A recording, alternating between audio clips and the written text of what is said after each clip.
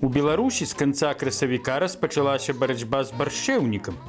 Амаль палова плошчы гэтай расліны месціцца на Віцебшчыне. Расліна-агрэсар пранікла нават у сам абласны цэнтр. Змагаюцца з баршчэўнікам рознымі метадамі. 5 гадоў таму на Глыбоччыне змагаліся з ім так.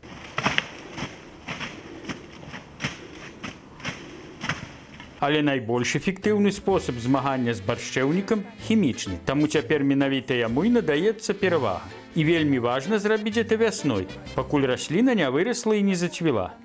Дык адкуль у Беларусі ўзялася гэтая страшная расліна? Культываваць яе пачалі яшчэ пры таварышу Сталіну. Расліна была завезеная з Каўказу, дзе яна расце ў дзікай прыродзе, і яе пачалі вырошчваць як кармавую культуру. Яшчэ напрыканцы 40-х гадоў малады вучоны Пётр Вавілаў, які працаваў тады ў інстытуце біялогіі КОМІ, пераканаў кіраўніцтва Усесаюзнай акадэміі сельскагаспадарчых навук у тым, што баршчэўнік Сасноўскага дапаможа аднавіць пасля вайны сельскую гаспадарку. Вавілаў нават абараніў дысертацыю аб этой расліне. Тады баршчэўнік пачалі вырошчваць на тэрыторыі Савецкага Саюза, а разам з ідэямі сацыялізму ён пранік у ГДР, Балгарыю, Вугоршчыну, Польшчу і Чэхаславакчыну.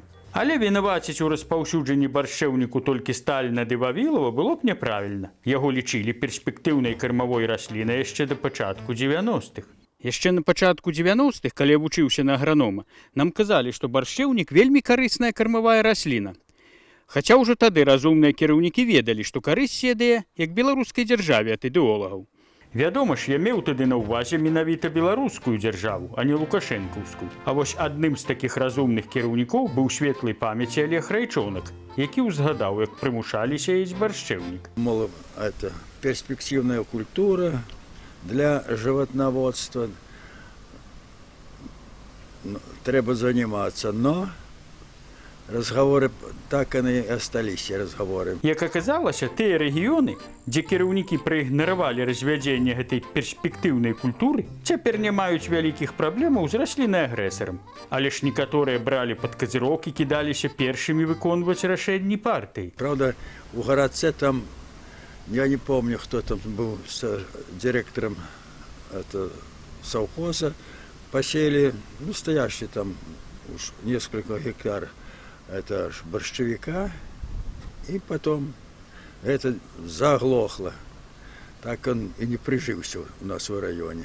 У Шаркаўшчынскім раёне баршчэўнік сапраўды не прыжыўся, але гэта толькі як культурная расліна. А вось вакол гарадца, дзе некалі была сядзіба графа Плятера, баршчэўнік пранік у дзікую прыроду і захоплівае ўсе новыя тэрыторыі. Як аказалася, ад баршчэўніку не толькі мала карысці для жывёлы, але яшчэ вялікая шкода для навакольнага асяроддзя. Ён заглушае пад сабой усю расліннасць, зніжае прадуктыўнасць сельскагаспадарчых земляў, але найбольшую шкоду ён прыносіць чалавеку. Яго сок пад уздзеяннем сонечнага святла здольны выклікаць апёкі скуры. З кожным годам эколагі ўсё больш б'юць трывогу. Праз 15-20 гадоў баршчэўнік можа з'явіцца нават за палярным кругам. Спатрэбілася амаль 70 гадоў, каб зразумець шкоду ад баршчэўніку. Толькі з 1 студзеня 2015 года ў Расіі баршчэўнік выключылі са спіску сельскагаспадарчых раслінаў, а ў снежні штого года ён прызнаны там пустазеллем. У Беларусі расліну занеслі ў чорны спіс і забаранілі яе вырошчваць толькі ў апошні дзень 2016 года. Вось так памылковае рашэнне аднаго чалавека прывяло да таго,